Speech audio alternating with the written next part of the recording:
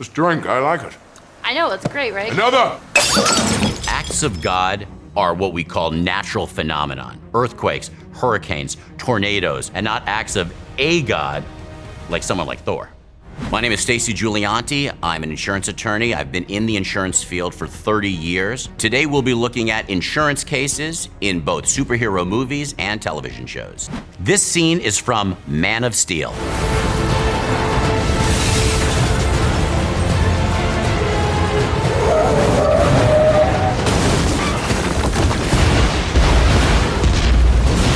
It gives me anxiety as an insurance lawyer and as a claims adjuster looking at this type of damage. Absolutely, within enough time, adjusters will go out and they will calculate the exact amount of damage for this, even if it's citywide. There's certainly structural problems. Once Zod and Superman go smashing through it, you're gonna have to take that building down. That's actually a lot easier of a calculation because of what we have, the valued policy law. And what it says is that if a property is damaged, we don't fight over how much it's gonna cost to repair. The insurance company pays out the amount listed on the policy. End of story. In addition, each individual floor or business would have their own business owner's policy with all of the items covered in their offices. They would take a look at the face value that's on their business owner policy for property, and the insurance companies would write that check at a cost of at least $20 million per floor of the skyscraper. Not only is it the damage to the buildings, but to all the businesses that won't be able to operate, all of the living expenses people will need to be paid, all of the trucks and vehicles and cars that are damaged, roads that will need to be replaced. Not all of that is covered by insurance, but for that part that is, it's going to be hundreds and hundreds of billions of dollars. I don't see an individual responsible here that you could hold liable. You certainly aren't going to hold the alien general Zod. We have Superman fighting for his very life. There is almost no liability in the court for property damage when you are defending your own life. Call me crazy, but I think if someone's trying to terraform your planet,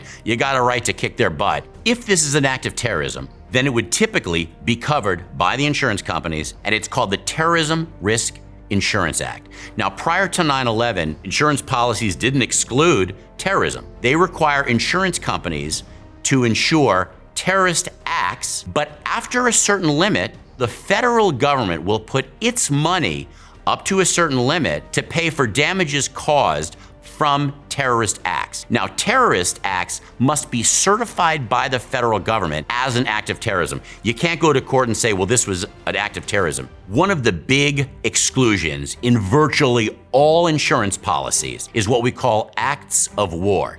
If someone is trying to take over your country, you could argue that that's an act of war and property insurance is excluded. It's not covered. The reason acts of war are excluded is because it's so much damage. It's too much for us to handle. General Zod is trying to terraform the earth. To me, that's an act of war, and there won't be any money coming from the insurance companies. This clip is from The Batman.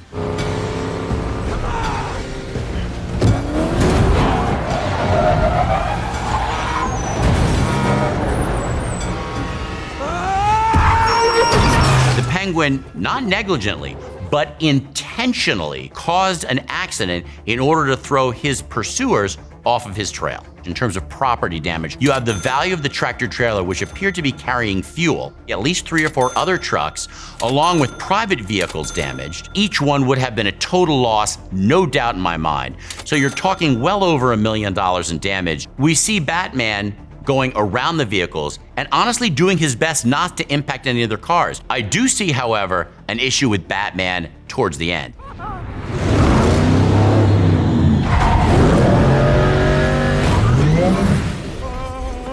That's not an act of negligence. That's an act of recklessness. And recklessness is something that the Batman would actually be liable for. This might be controversial, but I'm gonna say it. Batman is a cop. Batman is called in by the bat signal in order to catch a fugitive or to stop a crime or solve a crime. That is something the government does. If you're acting on behalf of the state, you can't do what the government can't do. You can't search somebody without a warrant. You can't shake them until they give you a confession in violation of the 5th Amendment of the United States Constitution just because you're a private person. On the one hand, He has qualified immunity. He's protected from regular negligence. If he causes some damage and he's not being reckless, he is protected the same way as a regular police officer would be. But if he goes out of his way to be reckless when he smashes the Penguin's car, he would be liable for that because no one, including the police, would be protected from a reckless act like that. This scene is from Spider-Man: Homecoming. Told you it was worth it. Okay, go, go, go. Oh, nice. What's up, guys? You forget your PIN number? 4 hole. Now you gotta be careful in terms of the legal issues here. He's not trying to save life, he's trying to save property. And that's a big legal distinction that we make. The Good Samaritan rule says if you're going to save somebody, especially someone's life, and you cause damage, say you're rescuing someone from drowning and you break their arm, you're not liable for breaking their arm because you saved their life. He's not saving any lives, he's merely trying to protect property.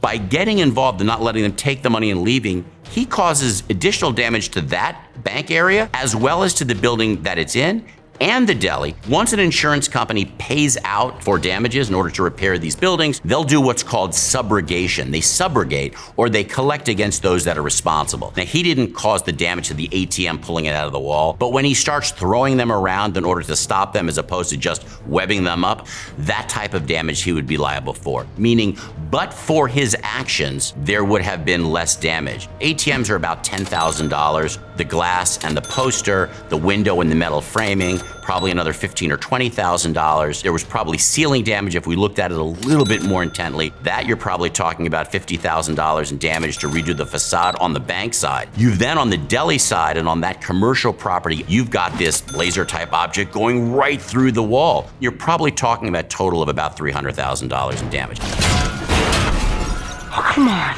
Now, more interesting is the deli and the building across the street. The deli would have what's called the BOP, the Business Owner's Policy. Part of that coverage, which you can also purchase, is called business interruption coverage. Any of the losses that you sustain from not being in business. If that store was making $20,000 a month, the insurance company would pay them $20,000 a month until they were back on their feet. And so then the question arises, is he liable for his actions? And the answer generally in the law is yes. So in this case, Spider-Man would be held by virtually all courts liable for any damage or additional damage that he caused.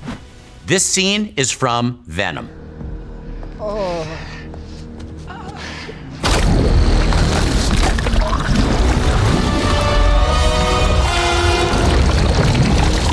So many snacks, so little time.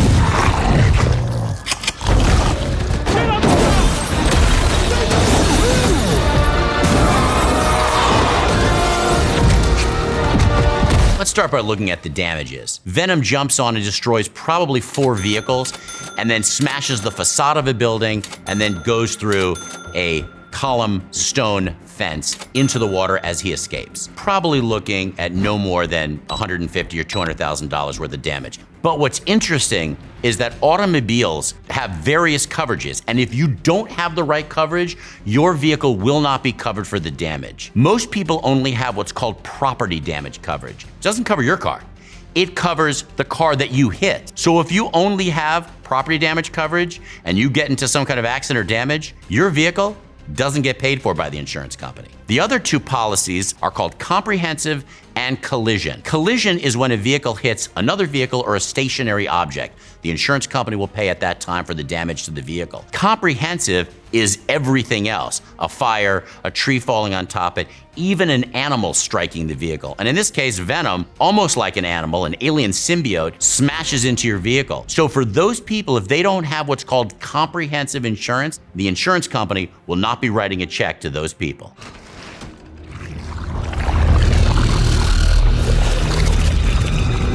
What the hell are you?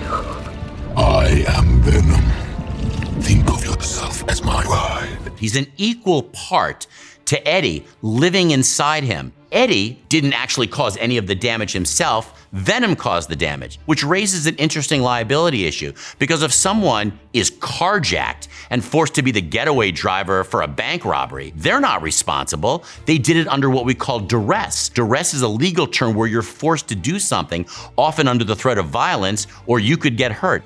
Cooperate, and you might just survive. That's duress if I've ever heard it. So to hold Eddie responsible for this seems very unlikely. No insurance company is going to say that you have liability. Now, we're not talking about mental illness, multiple personality disorder. Courts have often found that that's not an excuse because it's still the same person, even if you claim to have multiple people living in you. But in this case, Eddie really does have someone else living in him. And you would say, well, we've never really had that situation. And the fact is, we did have that situation. Chang and Ang Bunker, conjoined twins, would often go out to a bar, and Chang, one half of the conjoined twins, would drink too much and get into a bar fight. He knocked a guy out cold, committed a battery, and he was arrested. So Chang and Ang were brought before the judge, and the judge had to make a decision. Did he jail Chang, who committed a battery, but also the conjoined twin Ang, who didn't do anything wrong, or did he let them both go? And the judge in that decision said, I can't put an innocent man in jail for this type of crime, and he let them both go. This scene is from The Boys. Don't you ever besmirch Billy.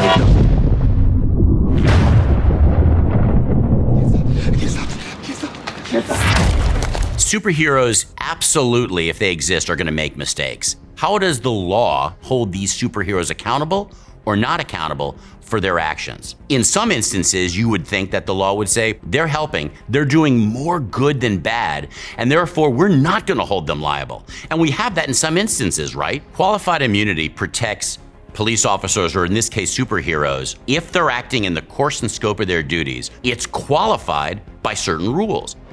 I was chasing these bank robbers. If you're going to save money that was stolen from a bank, and you're going to cause additional destruction, and in this case, death, qualified immunity most likely would not protect you. The attorneys for A-Train and for the corporation come to him and they want to resolve the matter. Now, you two weren't married, and look, technically, there's no legal claim, but Vought wants to do the right thing. If I were representing Huey, I would absolutely not sign that non-disclosure agreement. The lawyer tells him that he doesn't have a cause of action. And that's true for wrongful death. However, there is a separate tort, and a tort is when someone is injured, called negligent infliction of emotional distress. And there's an argument to be made by a good lawyer that he would have the right to collect for causing you great emotional and mental distress by their negligent acts. If he was to file a lawsuit, he would be entitled to what's called discovery, where you get documents and deposition testimony from people at the company and the superheroes in order to get evidence for your liability case. That may be where he can dig up more dirty laundry. He could take that information and put it out to the world. Robin! Robin! If you're looking at the emotional distress, you could calculate it as an amount per day that an average person would take in order for you to have this kind of pain in your life. I would ask the jury for $100 a day for every day for the rest of Huey's life, because he's gonna have to remember that horrific scene of holding Robin's hands and her blood all over him and the street. If you wanted to send a higher level message, you would go after what we call punitive damages. Punitive damages have nothing to do with compensating. It's meant to punish the corporation for acts that they knew or should have known could have happened. However, insurance does not cover punitive damages. That has to come out of the corporation's pocket, which is what makes it so painful for them. Let's assume a company like this is bringing in $60 billion a year in revenue. It would be very easy to ask the jury for 1% of that, which would be $600 million. You could ask for 10% and go for $6 billion if you wanted to. No company wants to pay 1%, or certainly not 10% of their income for one case. This scene is from Avengers: Infinity War.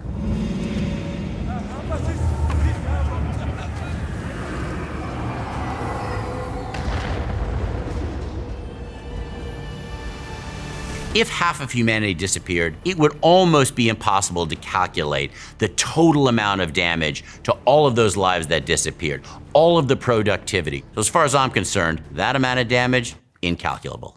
If someone disappears, life insurance has some very interesting rules that govern it. It would take 7 years for you to petition a court in order to prove that somebody was dead, get that death certificate issued, and collect on the life insurance proceeds. Now, if they pay you, and then the people come back, and as we find out, half the population comes back, the insurance companies would require you to pay that money back plus interest. It's important to know that insurance companies don't like files open. They would try to settle the claims with you. Instead of paying you the full amount of the face value, say $100,000 on a life insurance policy, we'll pay you a settlement amount, say $70,000. If you agree to that and you collect that money, you do not have to pay it back when they're found alive because that's a separate agreement and you get to keep that cash. This scene is from Hawkeye.